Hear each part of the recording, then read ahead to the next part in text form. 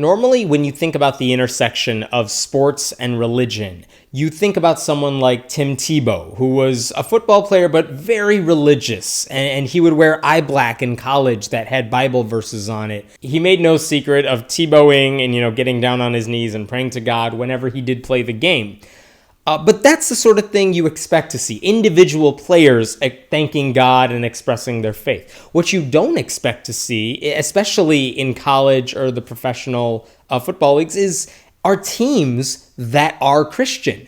That actually doesn't make a lot of sense. Like, how could a team be Christian? But it turns out that's what's going on at Clemson University. They're one of the highest ranked college football teams in the country, but it seems like there's a lot of proselytizing going on at the school. A couple of years ago, one of their assistant coaches, Jeff Scott, he tweeted a picture saying, highlight of my week was watching one of the players get baptized on the field after practice ended. And the picture that he tweeted showed this guy in a giant tank of water, one of the big football players, surrounded by a lot of his teammates. All of them were in uniform, and this was coming from one of the assistant coach's Twitter accounts. Okay, maybe you could argue, maybe he crossed the line, maybe he shouldn't have tweeted that, maybe they shouldn't all be in their uniforms when this is going on, but maybe that was just a one-off event. Turns out it's not. Turns out that's just the tip of the iceberg. In fact, the coach of that team, Dabo Swinney, has been basically preaching Christianity to this team nonstop for a few years, to the point where he actually called up a guy saying, I want you to be the chaplain for our team, because this guy was a Christian reverend. Come join our team in the sense that you are going to, preach Christianity to these kids. And in fact, not only did this guy join the team in some capacity, he was holding Bible studies between drills. He got his own office in the athletic center at the university. He was teaching kids how to get baptized, because obviously that's what they all wanted to do.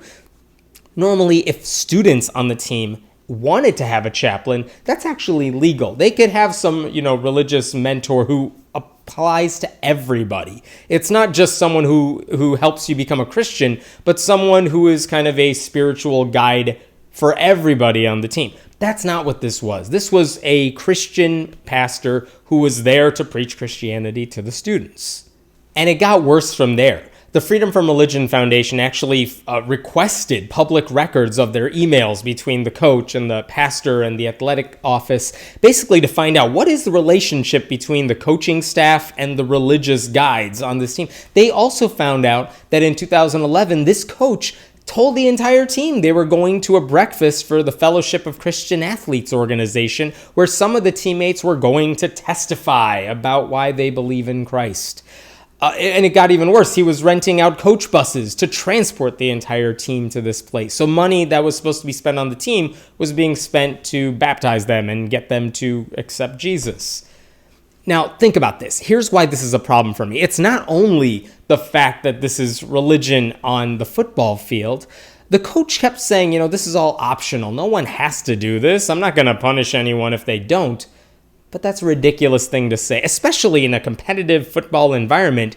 If you're on that team, you will do anything to please the coaches, not just because you want to, not just because you want the coach to like you, but because you want playing time. That's the way you're going to prove yourself on the field and maybe get a career in the big leagues. But in this case, imagine being a Muslim player on the team. Imagine being an atheist player on the team. And this coach is going on and on about how players need to find Christ and get baptized and go to these prayer breakfasts.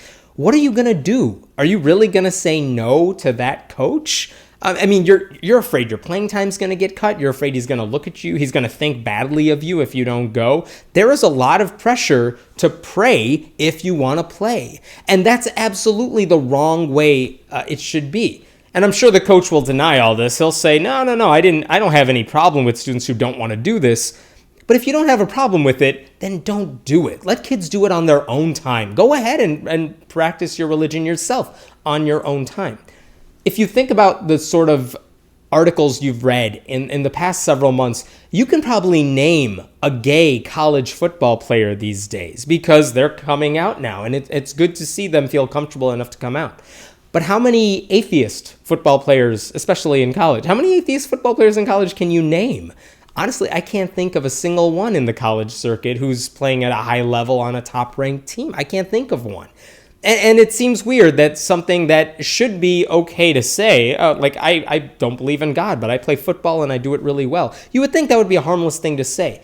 But at a lot of these schools, it seems like that could be your death wish if you actually want to play on the field. My name is Hemant Mehta, and I write for FriendlyAtheist.com. Please leave a message below, and we will check it out.